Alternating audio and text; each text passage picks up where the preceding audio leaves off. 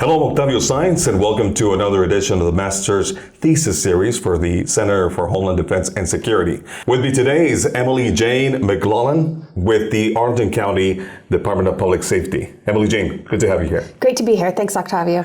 Tell us a little bit more about your role with the current department that you're at, and how does that affect your decision to proceed on this thesis? And tell us a little bit more about that. Absolutely. So I'm currently the Program Manager for Emergency Preparedness for Arlington County's Emergency Management Division. In that role, I oversee the emergency management planning, training and exercise, and NIMS compliance function for the department. So my focus really is making sure that we are getting the departments internal to Arlington County, as well as our partners and neighbors within the National Capital Region, ready to go in case there is some sort of emergency or incident. So we do that through developing plans, testing and training the plans, and then putting into place a corrective action program. And so that all sort of loops back together. So from that place, I realized that Arlington County is a very small jurisdiction. We are in a resource-rich area, but not always the most resource-rich ourselves. And so I wanted to figure out how we could leverage the private sector and then also other non-traditional stakeholders like the Department of Human Services within our jurisdiction, the Transportation Department. So many of these different departments, and as well as the private sector, don't know how to work within the National Incident Management System and don't know how to work within the Incident Command System. The National Incident Management System and the Incident Command System are great for first responders. They were designed for first responders and they are used regularly by them. And by all means, they should continue to use them as they conduct field operations. But when you have an instance or an incident that occurs in a jurisdiction that doesn't have a primary incident scene, it's not an explosion, it's not an active shooter, it's a widespread systemic issue like a catastrophic water outage. How do you organize all of the resources you need from the private sector and then from these other government organizations that don't usually use the National Incident Management System or the Incident Command System? How do you organize them in an EOC? And traditionally, those operations are conducted under the National Incident Management System.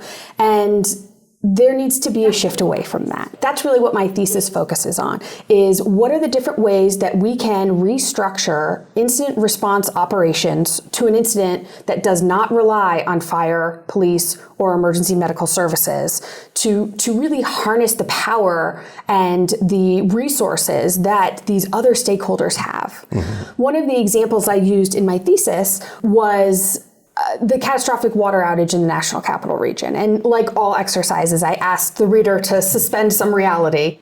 So EmilyJane, tell us a little bit more about how that cooperation and communication, how those two different factors come into this research topic. Absolutely. So the Incident Command System was developed in a way for there to be a very clear chain of command, a very clear understanding of what everyone's expectations are and what roles and responsibilities they have.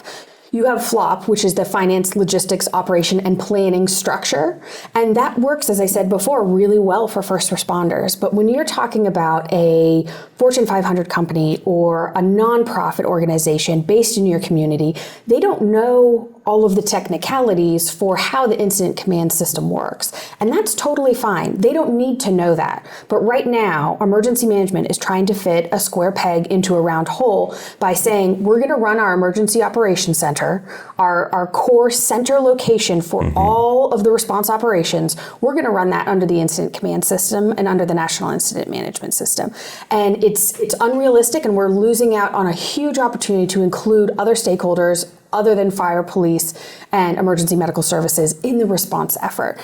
As emergencies are getting greater, as we saw during 2017, during the hurricane season then, with Hurricane Maria, Hurricane Harvey, and in subsequent hurricanes since then, the ability for the government at all levels, local, state, and federal, to respond to the great needs that come as a result of these storms, as well as the wildfires in California that have occurred over the past few years, the needs that our communities have exceed what government can provide. We need the private sector, and we need all parts of the government, not just traditional first responders. And so in my thesis, I really tried to work to identify different characteristics that could be used at the local government level to create operations and an EOC structure that could really facilitate this. Right. That could really facilitate a really great way to incorporate these additional stakeholders. So basically it's resources that are not being used just because they don't speak the same language. Absolutely. Mm-hmm. It is people who are not even being brought to the table. Really? Who are not even being brought to the table, who have great resources that can be leveraged,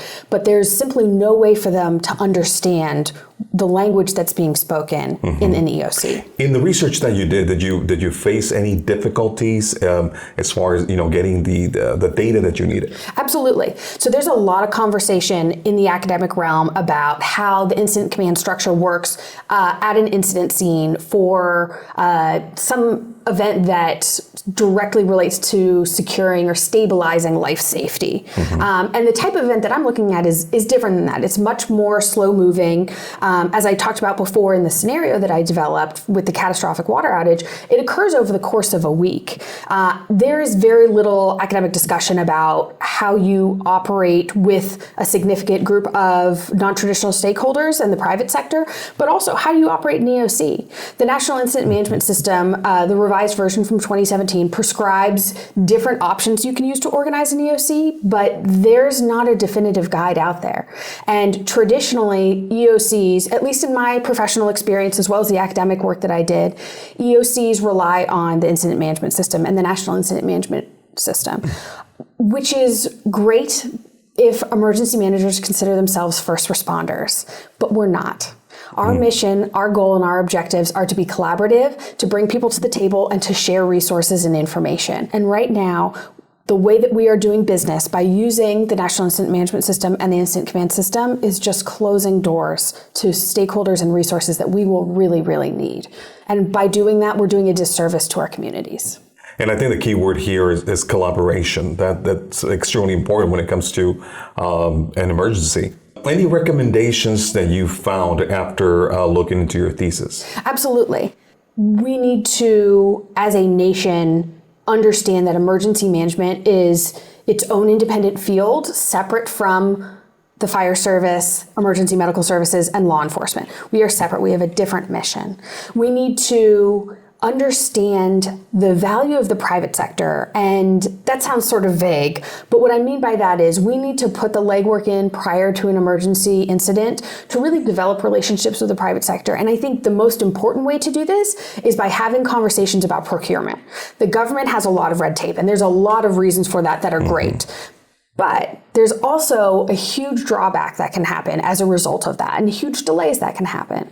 In the scenario that I talked about with the catastrophic water outage in the National Capital Region, there are a lot of jurisdictions who are going to be competing for those water resources that might be coming from the state or the federal government. So how can each jurisdiction work with their corporate partners and their nonprofit partners in their jurisdiction to leverage those resources to get the water that they need faster? Right. That's something that really needs to be focused on. And then finally, we need to take a deep look at how emergency operations centers are really organized and run. NIMS, the National Incident Management System, they say that they use plain terms and straightforward language, and that just is not accurate. Right. There's a whole other language and sort of coded system that's been developed, and you got to be in the know to understand NIMS. And that's just not fair to our partners, and it's not setting them up for success, and it's not setting the community up for success either. So those are the three recommendations that I make in my thesis that I hope as I move forward in my career, I'll be able to help change or put into action. Right. Don't take advantage of those resources and be accepting of the different partners that are out there. Absolutely. EmilyJane, thank you very much. I appreciate it. And thank you for joining us in another edition of the Master's Thesis Series. Thanks, Octavio. Thank you.